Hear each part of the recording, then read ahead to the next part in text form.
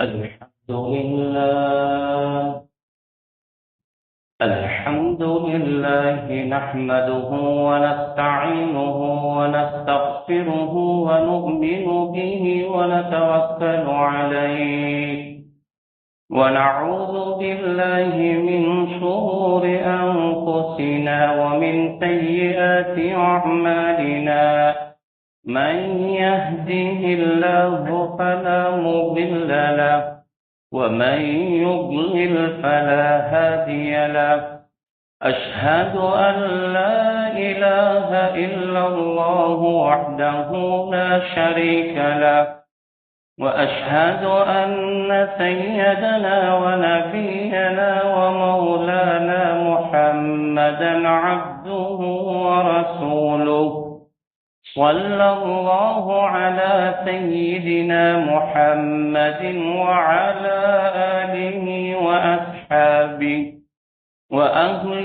بيته وسلم تسليما كثيرا أما بعد فيقول الله تبارك وتعالى في محكمه التنزيل أعوذ بالله من الشيطان الرجيم بسم الله الرحمن الرحيم يا أيها الذين آمنوا إذا نودي للصلاة من يوم الجمعة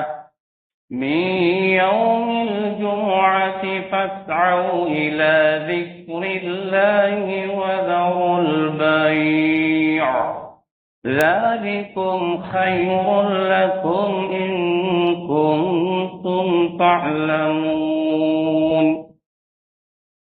وقال أيضا رجال لا تلهيهم تجارة ولا بيع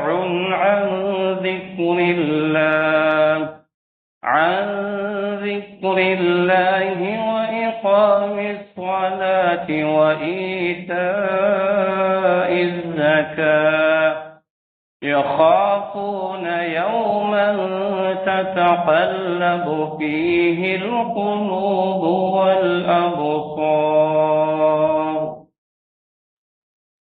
صدق الله العظيم. وقال سيدنا رسول الله صلى الله عليه وسلم لينتهين رجال عن ترك الجماعة أو لأحرقن بيوتهم. رواه ابن ماجه في سننه. وقال صلى الله عليه وسلم أيضا العهد الذي بيننا وبينهم الصلاة فمن تركها فقد كفر.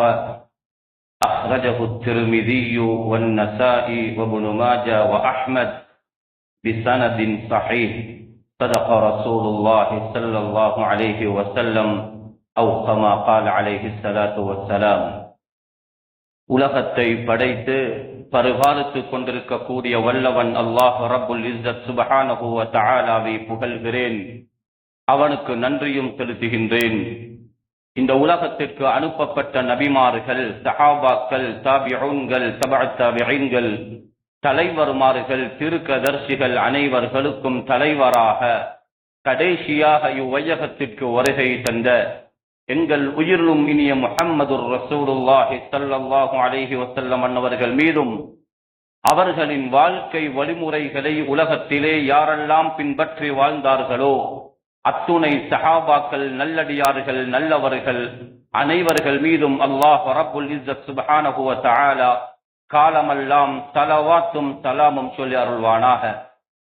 புனிதமிக்க ஜும்ஆவுடைய கடமையை நிறைவேற்றுவதற்காக அல்லாஹுடைய மஸ்ஜிதிலே இஅ்திகாஃபுடைய நியத்தோடு அமர்ந்திருக்கும் இஸ்லாமிய சகோதரர்களே, அல்லாஹ் ரப்புல் இஸ்ஸத் சுப்ஹானஹு வ தஆலா எவைகளை எல்லாம் நம்முடைய வாழ்க்கையில் எடுத்து நடக்கும்படி ஏவிருக்கிறானோ அவைகளை முழுமையாக எடுத்து நடக்கும்படியும் எவைகளை செய்யக்கூடாது என்று எங்களை தடை செய்து வைத்திருக்கிறானோ அத்துணை விடயங்களில் இருந்து முற்றாக தவிர்ந்து கொள்ளுமாறு அடியனுக்கும் அடுத்ததாக உங்கள் அனைவருக்கும் தக்வாவை கொண்டு வசியத்தும் நசீஹத்தும் செய்கிறேன். அன்பின் இஸ்லாமிய சகோதரர்களே, அல்லாஹுடைய நல்லடியார்களே, அல்லாஹுவின் மூலம் எமக்கு பருவாக்கப்பட்ட கடமைகளில் பருவுகளில் ஆக உயர்ந்த மிகச் சிறப்பான மறுமையில் முதலாவது கேட்கப்படுகின்ற கேள்விகளில் மிக பிரதானமான ஒன்றுதான் தொழுகை என்ற இபாதத், வணக்கம். இது எல்லா பருவுகளை விடவும் மிக மேன்மையானது, சிறப்பானது, மறுமையில் முதலாவது விசாரிக்கப்படக்கூடியது என்பதை நாம் அனைவர்களும் அறிந்திருக்கிறோம். தொழுகை அல்லாத ஏனைய பருவுகள், ரமதானுடைய நோன்பு, செல்வந்தர்களின் மூலம் நிறைவேற்றப்படுகின்ற ஹஜ்ஜும் ஜகாத்தும், இந்த கடமைகள் காலங்களோடு சம்பந்தப்பட்டது. வருடத்திற்கு 2 தடவை செய்யக்கூடியவைகள் அல்ல. ரமதானுடைய நோன்பு வருடத்திற்கு ஒரு முறை நிறைவேற்றப்படுகின்ற கடமை. ஜகாத் யாருக்கு எப்பொழுது அந்த நிசாபும் வருடமும் பூர்த்தியாகிறதோ வருடத்திற்கு ஒரு முறை நிறைவேற்றப்படுகின்ற கடமை. ஹஜ்ஜுடைய வணக்கமும் துல்ஹிஜ்ஜாவுடைய மாதத்தில், அது குறிப்பிட்ட காலத்தில், அது குறிப்பிட்ட காலத்தில் நிறைவேற்றப்படுகின்ற பருது. தொழுகை என்ற இபாதத் இது நேரங்களோடு சம்பந்தப்பட்டது. வருடத்தில் 365 நாட்களும் அவர் தொழுகை ஆக வேண்டும்.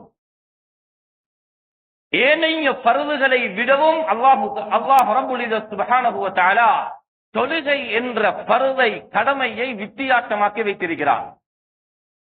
அது மட்டும் இல்லாமல் அல் குர்ஆனில் இந்த பருவுகளை நிறைவேற்றும்படி அல்லாஹு தஆலா சொன்ன வார்த்தை பிரயோகங்கள் வித்தியாசமானது. நோன்பை சொல்லும் பொழுது பமன் ஷஹித மின்கும் அஷ்-ஷஹ்ர ஃபல்யஸும், யார் ரமலானுடைய பிறையை பார்க்கிறார்களோ, யார் பிறையை பார்க்கிறார்களோ ஃபல்யஸும், அவர் நோன்பு நோக்கட்டும் என்று அல்லாஹு தஆலா நோன்பை பிடிக்கும்படி சொல்லியிருக்கிறான். ஜகாத்தை சொல்லும் பொழுது குஸ் மின் அம்வாலிஹிம், ஜகாத்தை மக்களிடத்தில் இருந்து எடுங்கள். வ ஈதாஉஸ் ஸகா, ஜகாத்தை கொடுங்கள்.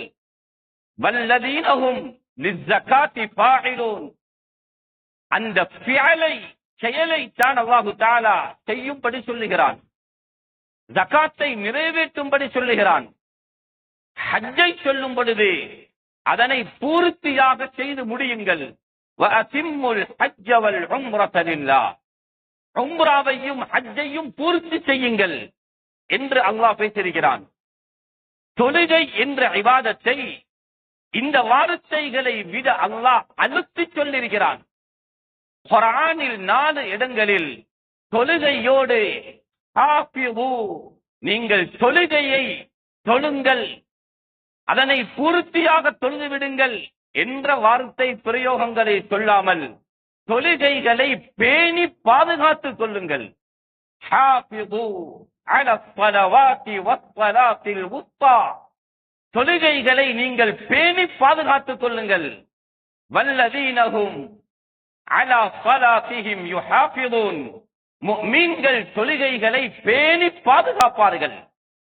ஏனைய கடமைகளுக்கு இவ்வாறான வார்த்தைகளை சொல்லவில்லை. அதனை எடுங்கள், கொடுங்கள், ஜகாத்தை பங்கிட்டு கொடுங்கள், ஹஜ்ஜை பூர்த்தி செய்யுங்கள், பிறையை கண்டால் நோன்பு பிடியுங்கள் என்ற அந்த அம்ருகளை விட இந்த அம்ரு மிக வலுவானது, ஏவல் மிக பாரமானது. தொழுகையை தொழுது விடுங்கள் என்று சொல்லல்ல, அதனை பேணி பாதுகாத்துக் கொள்ளுங்கள். ஹாஃபிது என்ற வார்த்தையை அல்லாஹ் பாவித்திருக்கிறான். அல்லாஹ்வுடைய நல்லடியார்களே, தொழுகை என்ற இபாதத், இந்த இபாதத்தை நிறைவேற்றக்கூடியவர்கள் முஃமின்கள், அது குறிப்பிட்ட நேரத்தில் அந்த தொழுகையை நிறைவேற்றுவார்கள். இன்ன ஸலாத கானத் அலல் முஃமினீன கிதாபம் மவ்கூதா, அது நேரம் குறிப்பிடப்பட்டது என்று அல்லாஹு தஆலா நேரங்களோடு தான் தொழுகையை சம்பந்தப்படுத்தியிருக்கிறான். எனவே முழு குர்ஆனிலும் முஹம்மது ரசூலுல்லாஹி ஸல்லல்லாஹு அலைஹி வஸல்லம் அவர்களுடைய ஹதீஸிலும் தொழுகை என்ற வார்த்தையை அலற்றினால், குர்ஆனில் ஆராய்ந்தால் இதனை 4 வகைப்படுத்தலாம். தொழுகையோடு சம்பந்தப்பட்டவர்களை அல் குர்ஆன் 4 வகைப்படுத்தியிருக்கிறது. முதலாவது ஒரு கூட்டம் யார் அவர்கள்? ரஜுலுன் லா யுஸல்லி அல் பத்தா, அறவே தொழாதவர், அவருக்கு பருவும் இல்லை, ஜும்ஆவும் இல்லை, ஜனாஸாவுடைய தொழுகையும் இல்லை, பெருநாளுடைய தொழுகையும் இல்லை. அவர் முஸ்லிமாக வாழுகிறார், முஸ்லிம்கள் வாழக்கூடிய பிரதேசத்தில் வாழுகிறார், ஆனால் அவர் அறவே தொழாதவர். குர்ஆன் இவர்களை பற்றி பேசியிருக்கிறது. உலக நடவடிக்கைகளில் மார்க்கத்துடைய சட்டம் எவ்வாறு?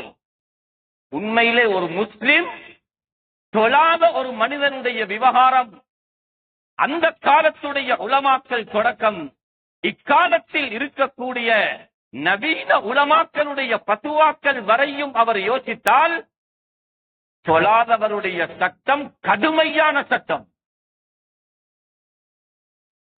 மதகபுக்கு வெளியே உள்ள இமாம்களும் எழுதியிருக்கிறார்கள், தொழுகையே இல்லாத ஒருவன் ஒரு ஆட்டை, மாட்டை, கோழியை அறுத்தால் அது ஹலாலாக மாட்டாது. அவ்வளவுக்கு கடுமையான சட்டம்.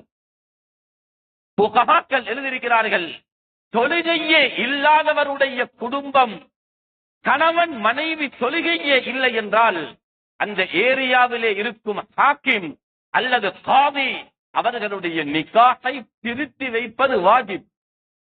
நவீன கிதாபுகளில் எழுதப்பட்டிருக்கிறது.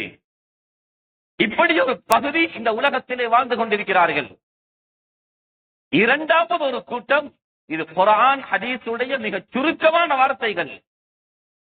ரஜுலுன்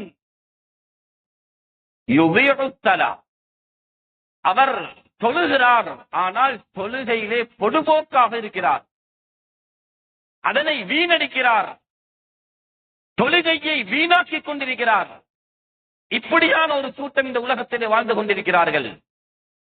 மூன்றாவது கூட்டம், தொழுகிறார்கள், அவர்கள் முஃப்திஉ ஸலா, தொழுகிறார்கள், 50 வருஷம் தொழுதிருக்கிறார்கள், அவர் நினைச்சமாறு தொழுதிருக்கிறார். கிதாபுல இருப்பது போல அல்ல, நபி அவர்கள் காட்டின முறை அல்ல. தொழுகிறார்கள், தொழுகையில் பிழை செய்கிறார்கள். அது என்னுடைய தலைப்பல்ல, ஒரே ஒரு உதாரணத்தை சொல்லுகிறேன். முன்சப்பில் தொழுகிறார், ஜமாஅத்தோடு தொழுகிறார், இவர் செய்யக்கூடிய ஒரு பிழை, இமாமுக்கு முன்னால் இவர் ருக்கூஅ செய்கிறார், இமாம் சுஜூது செய்ய முன்னால் இவர் சுஜூது செய்கிறார், இமாம் சலாம் கொடுக்க முன்னால் இவர் சலாம் கொடுக்கிறார், இமாம முந்திக் கொண்டு போறார். நபி அவர்கள் லேசிக்கு ஒரு காரியத்துக்கு பதுவா செய்ய மாட்டார்கள். ஆனால் ஸல்லல்லாஹு அலைஹி வஸல்லம் தொழுகையில் பிழை செய்யக்கூடியவர்களுக்கு பதுவா செய்தார்கள். யார் இமாமை முந்திக் கொண்டு போகிறார்களோ அவருடைய ஹவ்வலல்லாஹு ரஅஸஹு ரஅஸ ஹிமாரின் அவ் சூரத்தஹு சூரத்த ஹிமாரின், அவருடைய தலையை அல்லாஹ் கழுதையுடைய தலையாக மாற்றட்டும் என்றார்கள். அவ் சூரத்தஹு சூரத்த ஹிமாரின், அவருடைய உருவத்தை அல்லாஹ் கழுதையுடைய உருவமாக மாற்றட்டும் என்றார்கள். இமாம முந்திக் கொண்டு போறார். ஒன்றை சொன்னேன், தொழுகையில் விடக்கூடிய நிறைய பிழைகள் இப்படி ஒரு பகுதி இருக்கிறது. முதலாவது அறவே தொழுகை இல்லாதவர், அவருடைய சட்டம். இரண்டாவது தொழுகிறார், சந்தர்ப்பத்திற்கு தொழுகையை வீணடிப்பார். மூன்றாவது தொழுகிறார், தொழுகையில் பிழை விடுகிறார், தக்பீர் கட்ட தெரியாது, ருக்கூ எப்படி செய்யணும் என்று தெரியாது, ஜிம்ல வைத்து சரியாக நிற்பார், ருக்கூக்கு முதுக துணிக்கிறார். எக்ஸசைஸ்ல பிழையானால் அது பிழை, தொழுகையில் பிழையானால் சொல்லி தரப்படாது, அத கேட்கப்படாது. நாலாவது தான் ரஜுலுன் யுஸல்லி காஷிஆ, ஒரு மனிதர் தொழுகிறார், உள்ளச்சத்தோடு தொழுகிறார். அவர்கள் முஃமின்கள் அல்லதீனஹும் ஃபீ ஸலாத்திஹிம் காஷிஊன், சரியான தொழுகை, முஹம்மது ரசூலுல்லாஹி ஸல்லல்லாஹு அலைஹி வஸல்லம் அவர்கள் காட்டி தந்த தொழுகை. இப்படி தொழுகையோடு சம்பந்தப்பட்ட 4 வகைகள் இருக்கின்றன. அதில் ஒரு 2வது வகைதான் முதியுஸ் ஸலாம், தொழுகையை வீணடிப்பது, பொதுமோக்காக நடந்து கொள்வது. இதற்கு கீழால் நிறைய வரும். மஸ்ஜிதில் தொழுவார், ஊரில் தொழுவார், ஆனால் சந்தர்ப்ப சூழ்நிலையில் தொழுகையை பொதுமோக்காக விடுவார். மைதானம் என்று வந்தால் அவர்களுக்கு தொழுகை இல்லை. கல்வி சுற்றுலா, குடும்ப சுற்றுலா அல்லது ஒரு பேரண்ட்ஸ் மீட்டிங், அது எங்க நடந்தாலும் சரி, அல்லது ஏதோ ஒரு நிறுவனத்தின் அல்லது ஒரு கூட்டம் அல்லது பிரயாணம், சந்தோஷம் வந்தாலும் அடிபட்டு போறது தொழுகை, துக்கம் ஏற்பட்டாலும் அடிபட்டு போறது தொழுகை. திருமண வீட்டில் கணவன் மனைவி வாழ்க்கைக்கு போகும் பொழுது அவர் தொழுகை இல்லாமத்தான் போறார். இன்றைய திருமணத்துடைய முறைகளையும் விதங்களையும் பார்க்கும் பொழுது திருமண வீட்டில் உள்ளவர்கள் தொழுதிருப்பார்களா? 90% இல்லை என்ற விடைதான் வரும். கவலை வந்தாலும் அடிபட்டு போறது ஜனாசா, தொழுகை அடிபட்டு போகும். ஜனாசாவு கிட்ட நிற்பார், வாரவர்களுக்கு அல்லாஹும்ம ஃபிர் லஹு வர்ஹம்ஹு என்று ஓதிட்டு போங்க என்று ஜனாசா தூக்கும் வரைக்கும் அவர் அங்கே நின்று அவருக்கு தொழுகலாம். ஜனாசாவை வைத்துக் கொண்டும் நிறைய பேருக்கு தொழுகை கலா. கல்வி சுற்றுலா, அது எந்த நிறுவனத்தின் மூலம் போனாலும் சரி, அதில் தொழுகை பாதுகாக்கப்படுகிறதா? நான் அதனுடைய வரலாறுகளை ஞாபகப்படுத்த வரல. இலங்கை முஸ்லிம் அரசியல் பின்னணியின் வெள்ளிக்கிழமை ஏன் பாடசாலை நேர காலத்தோடு விட வேண்டும் என்ற பாராளுமன்ற ஏன் அங்கே முடிவு செய்யப்பட்டது? அதனுடைய வரலாறு முன்னால் இருக்கிறது. அன்றிலிருந்த முஸ்லிம் அரசியல்வாதிகள் ஏன் பாடசாலைகள் வெள்ளிக்கிழமை 11:30 மணிக்கு விட வேண்டும் என்ற ஒரு சட்டத்தை போட்டு பல வருட காலம் பாடசாலை விடப்படுகிறது. எதற்காக? அல்லாஹ்வுடைய நல்லடியார்களே, இப்படியாக தொழுகையை வீணடிக்கக்கூடிய நிலைமைகள். குர்ஆன் சூரா மரியத்தில நபிமார்களுடைய உயர்வுகளை பேசிக் கொண்டு வந்து அல்லாஹ் சொல்றான், இந்த நபிமார்களுக்கு பின்னால் ஒரு கூட்டம் வருவார்கள். நபிமார்களுடைய சந்ததிகளில் பின்னால் வரக்கூடிய ஒரு கூட்டம் வரும். யார் அவர்கள் என்றால் தொழுகையை வீணடிப்பார்கள். فَخَلَفَ مِنْ بَعْدِهِمْ خَلْفٌ أَضَاعُوا الصَّلَاةَ. இந்த நபிமார்களுக்கு பின்னால் பிற்பட்டவர்கள் வருவார்கள். அவர்களுடைய எல்லா காரியங்களும் நடைபெறும், உலகத்துடைய எல்லா நடவடிக்கைகளும் நடக்கும். ஆனால் தொழுகையை வீணாக விட்டு விடுவார்கள். தொழுகையை வீணடிப்பார்கள். இது இவர்களை எங்கே இட்டு செல்லும் என்றால்,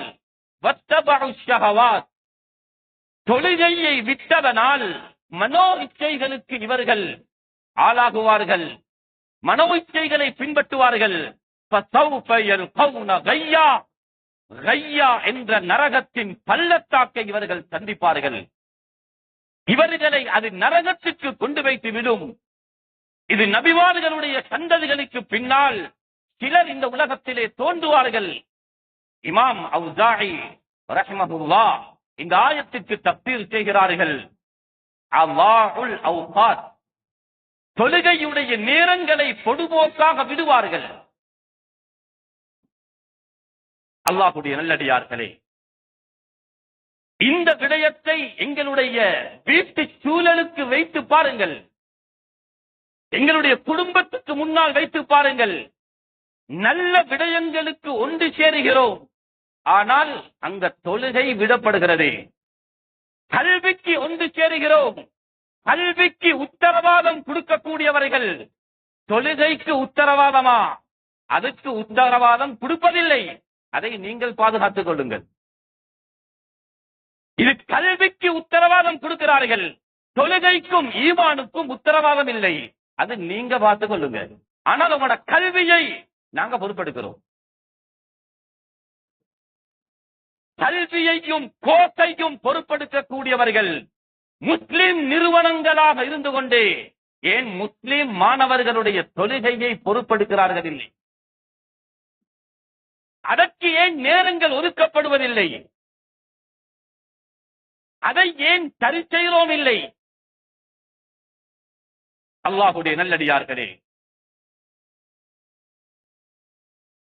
குர்ஆன் மிக தெளிவாக பேசியிருக்கிறது. தொழுகைக்கு எதை இடையூறாக இருக்குமோ, அது கடையாக இருக்கட்டும், தொழிலாக இருக்கட்டும், படிப்பாக இருக்கட்டும்,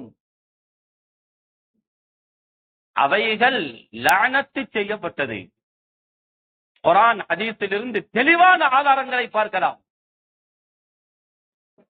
ஹிஜ்ரி 5ஆம் ஆண்டு புகாரி, சஹீஹ் முஸ்லிம் போன்ற கிரந்தங்களில் கிதாபுல் மகாஸி உடைய பாடத்தில் இந்த சரித்திரம் வருகிறது. தாரிக் இப்னு ஹிஷாம் போன்ற அனைத்து வரலாற்று கிதாபுலையும் இருக்கிறது. ஹிஜ்ரி 5இல் கந்தக் யுத்தம் நடைபெறுகிறது, அஹ்ஸாபுடைய யுத்தம்.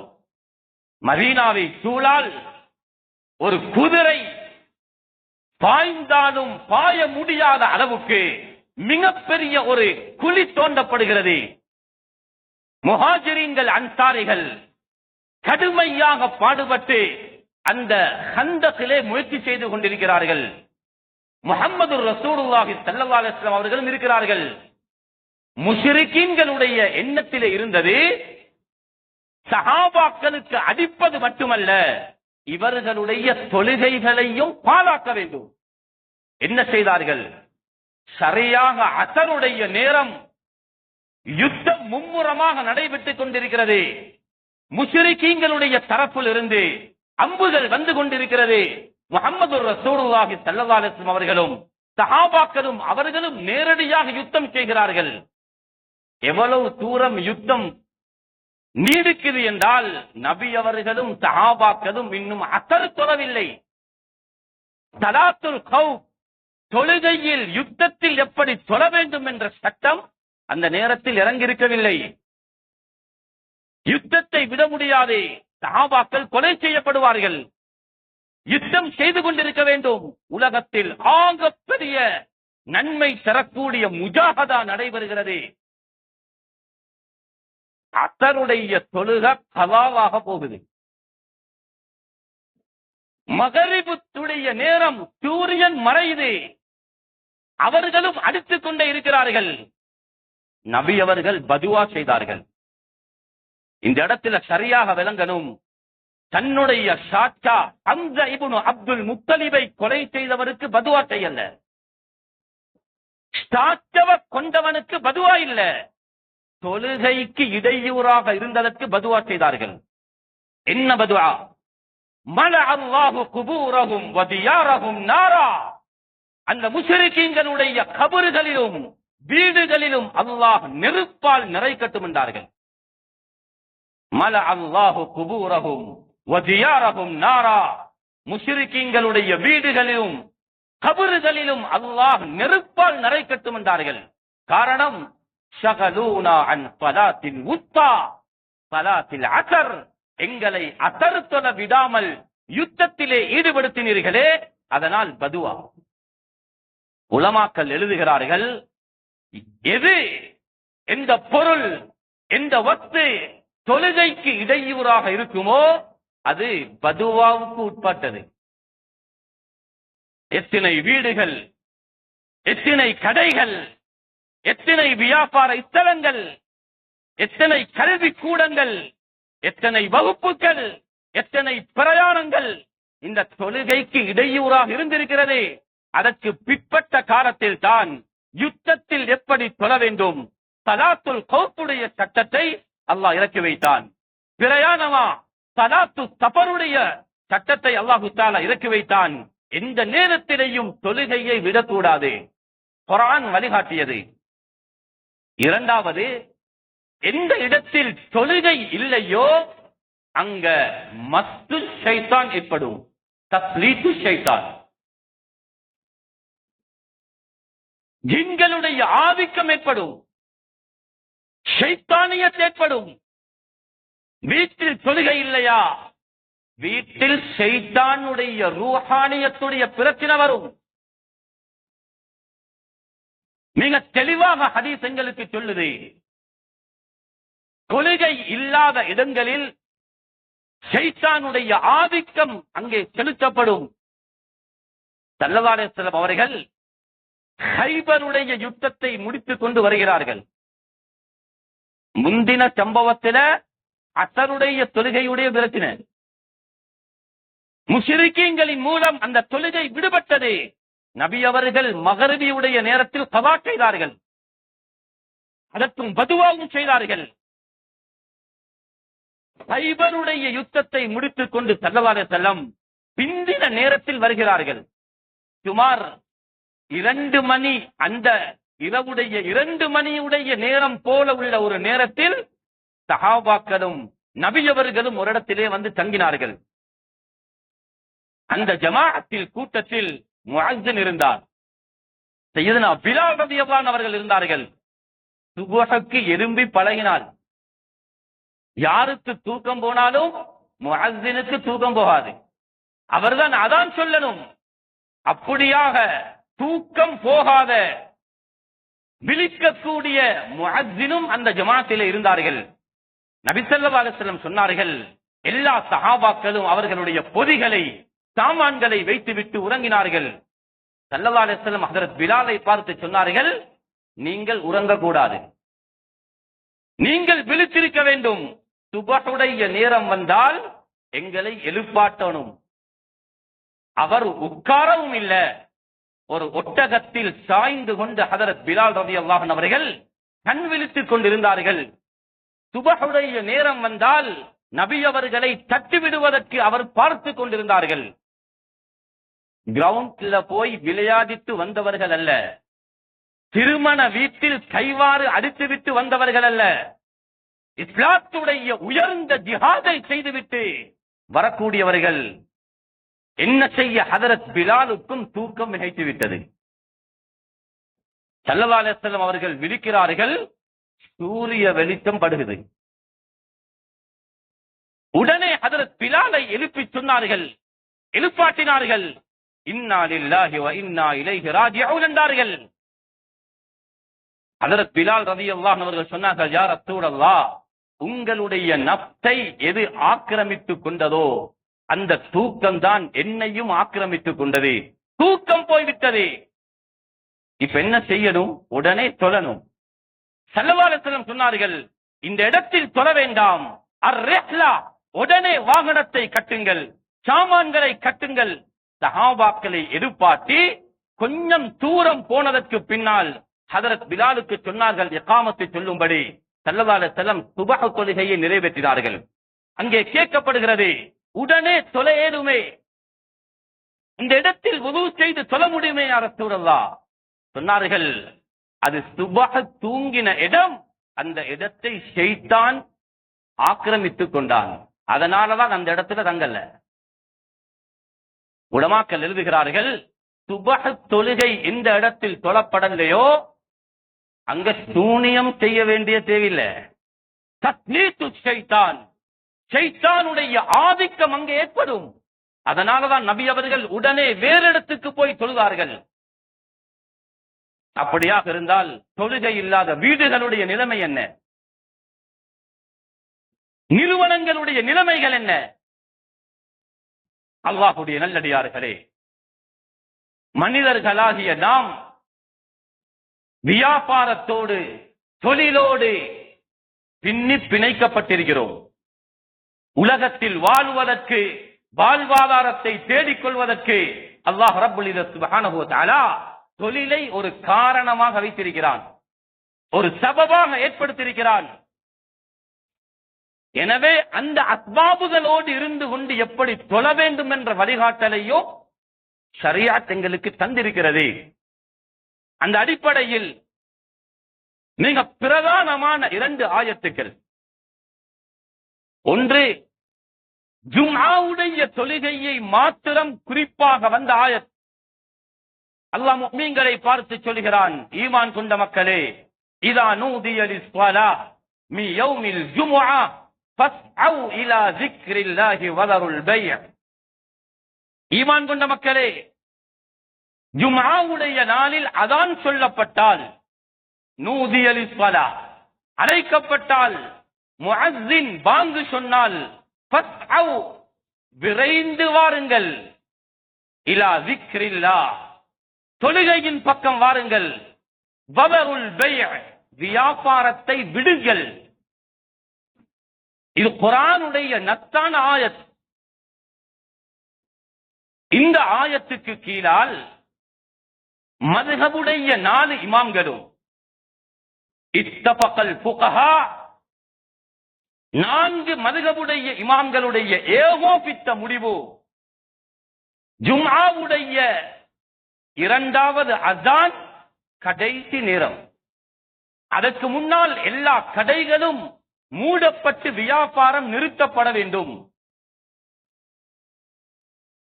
ஹஜ்ரத் உஸ்மான் ரலியல்லாஹு அன்ஹு அவர்களுடைய காலத்தில்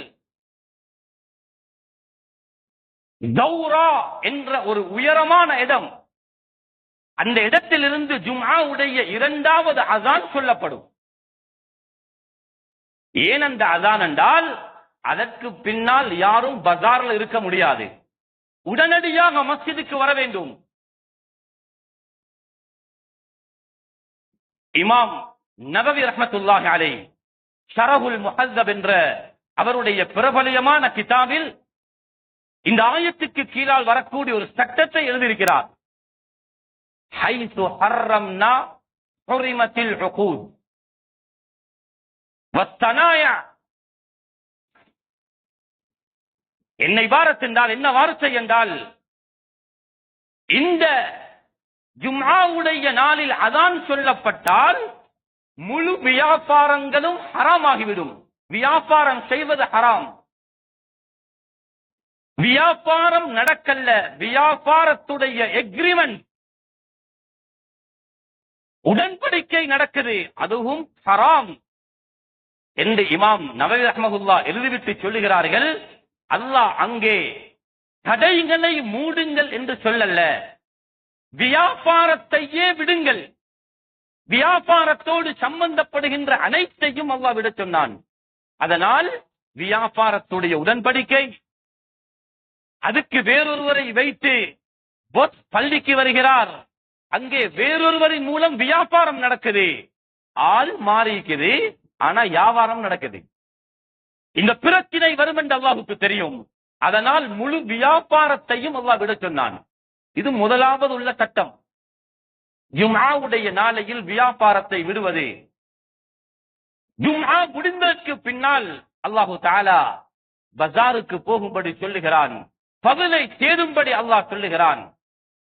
2வது ஒரு கட்டளை, சஹாபாக்களுடைய நல்ல அமல்களை பற்றி குர்ஆன் பேசியிருக்கிறது. அக்லாக்கை பற்றி படிக்க வேண்டுமா, சஹாபாக்களுடைய அக்லாக்கை படியுங்கள். வயுஸிரூன அலா அன்ஃபுஸிஹிம் வலவ் கான பிஹிம் ஹஸாஸா. தனக்கு தேவை இருந்தும் அடுத்தவர்களுடைய தேவையை பூர்த்தி செய்தவர்கள். இக்ராம். சஹாபாக்களுடைய செலவீனங்கள் சஹாபாக்களை போல செலவழிக்கணுமா? இந்த உலகத்தை விட்டாலும் சஹாபாக்களுடைய தீனுக்கு செலவழித்த மட்டத்தை அடைய முடியாது. மா பலக முத்த அஹதிஹிம் வலா நஸீஃபா.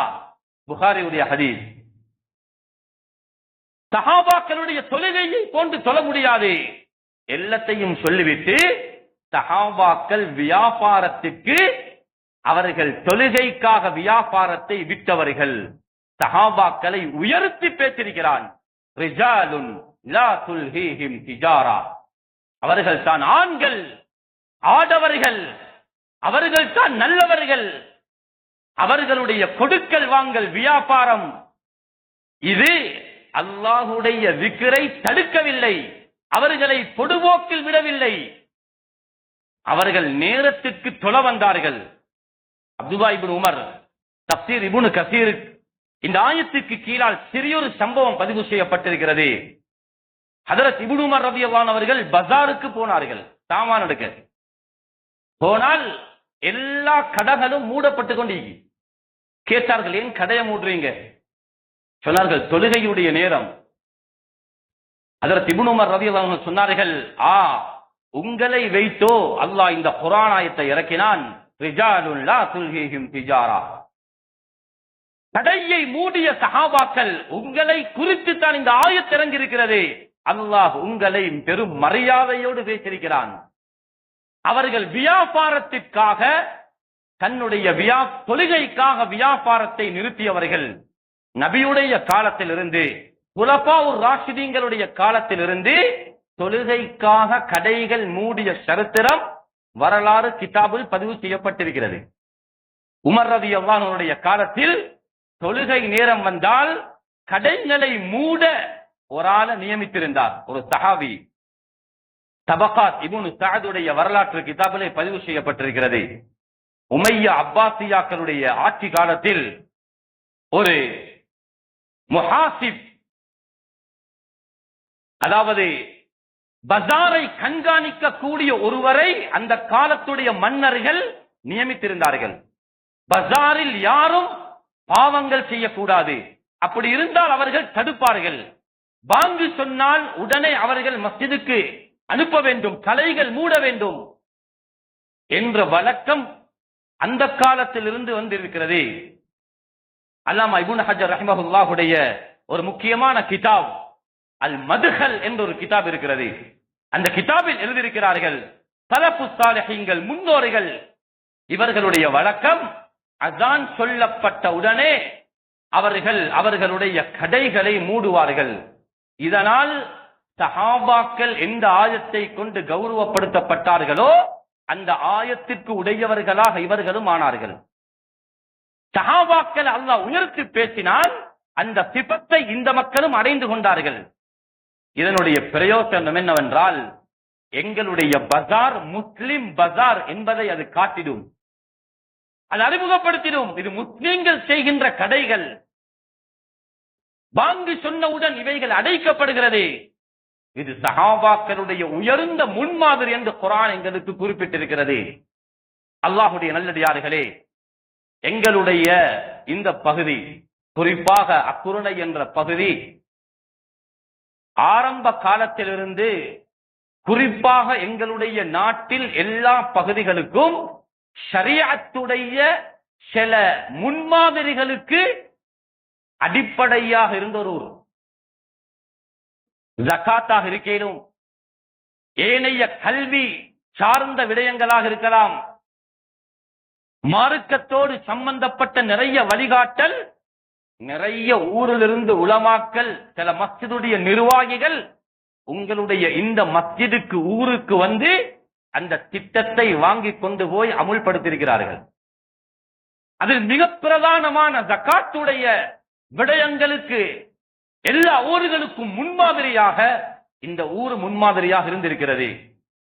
ஆரம்ப காலத்திலிருந்து பஜார்ல இருக்கக்கூடிய மஸ்ஜிதுகளில் இலங்கையில் ஆக கூடுதலாக அந்த நேரத்தில் மஸ்ஜிதுக்கு தொழ வந்து வியாபாரத்தை நிறுத்தி அதிகமானவர்கள் புகர் அசர் மகரிபியுடைய வக்துக்கு கலந்து கொண்ட செய்தி அடுத்த ஊர்களுக்கு முன்மாதிரியாக இந்த ஊர் இருந்து கொண்டிருக்கிறது. உங்களுக்கு தெரியாவிட்டாலும் அது எங்களுக்கு நிறைய தெரியும். இன்னமும் பல ஊர்களில், தென் மாகாணத்தில் கூட அக்குருணை பஜாரை வைத்து பாருங்கள் என்று பேசுகிற அளவுக்கு உங்களுடைய பஜாரில் இருந்து சில முன்மாதிரிகள் வெளியாக இருக்கிறது. ஆரம்ப காலத்திலிருந்து தொழுகைக்காக பஜாரை மூடி அந்த ஒரு 10 நிமிடம் அல்லது ஒரு 15 நிமிடம் வியாபாரத்தை நிறுத்தி இங்கே தொழுகையிலே ஒன்று கூடின வரலாறு நெடுகிலும் இருக்கிறது. அல்லாஹ்வுடைய நல்லடியார்களே, எனவே இன்னும் பல முன்மாதிரிகளுக்கு நாங்கள் காரண கருத்துகளாக இருந்தால் அல்லாஹ் கியாமத்துடைய நாளையில் அந்த சதூகுல் அமீன், நம்பிக்கையான உண்மையான வியாபாரிகள் என்ற கூட்டம், அங்கே ஒரு கூட்டம் எழுப்பாட்டப்படும். அவர்கள் துவர்க்கம் போவார்கள். நபிமார்களோடு அந்த வியாபாரிகள் இருப்பார்கள். ஒரு நபிக்கும் வியாபாரிக்கும் மத்தியில் எவ்வளவு வித்தியாசம். அவர் நபி, நுபுவத்தை சுமந்தவர். இவர் வியாபாரி, இவருக்கு நுபுவத்தே தெரியா. ஆனால் இவர் நபிமார்களோடு இருக்கிறார். காரணம், வியாபாரத்தில் நம்பிக்கையாக நடந்தவர், நாணயமாக நடந்தவர், வியாபாரத்துடைய நேரத்திலேயும் அல்லாஹுவை ஞாபகப்படுத்தினவர் என்ற பெருமை இவருக்கு இருக்கிறது. அப்படியான ஒரு முன்மாதிரியான சமூகமாக நாங்கள் இந்த உலகத்திலே வாழ்ந்து மக்களுக்கு வழிகாட்டுவோம். அந்த அடிப்படையில் எங்களுடைய விளையாடக்கூடிய நேரம் வாலிபர்களுக்கு பழக்குங்கள். குதுபாவுடைய நேரம் மிக சுருக்கமானது. ஒரு விடயத்தை சொல்லி நான் நிறைவுக்கு வருகிறேன். முஸ்லிம்கள் நிறைந்து வாழக்கூடிய சுமார் 1200 குடும்பம் வாழக்கூடிய ஒரு கிராமம். உண்மையிலே அக்குரணை ஒரு கிராமம் என்று சொல்ல முடியாது. இது ஒரு பெரியோர் பஜார். அது ஒரு சின்னொரு கிராமம். கொஞ்ச காலம் அந்த ஊர்ல சரியான வழிகாட்டல் இருக்கல்ல.